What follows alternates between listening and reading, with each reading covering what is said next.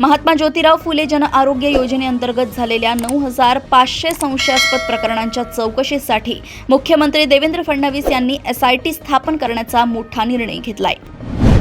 कल्याणच्या शास्त्रीनगर रुग्णालयातील डॉक्टरांना मारहाण करणारे डोंबिवलीतील नगरसेवक रमेश म्हात्रे आणि त्यांच्या 3 साथीदारांना न्यायालयाने सोमवारपर्यंत पोलीस कोठडी सुनावली आहे। पालघर जिल्ह्यातील आदिवासी आणि आश्रमशाळांतील विद्यार्थ्यांमधील क्रीडा प्रतिभेला वाव देण्यासाठी विणभळ आश्रमशाळेचे क्रीडा शाळेत रूपांतर करण्यात येणार असल्याचे जिल्हाधिकारी डॉक्टर इंदुराणी जाखड यांनी सांगितलंय।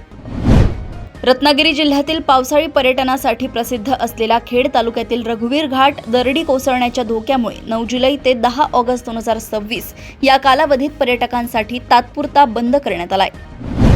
मुख्यमंत्री देवेंद्र फडणवीस यांच्या पुढाकारातून सिंधुदुर्ग जिल्ह्यात इंडिया सॅनिटेशन कोएलिशनच्या सहकार्याने पर्यावरण संवर्धनासाठी एकात्मिक घनकचरा व्यवस्थापन प्रकल्प राबवला जाणार आहे।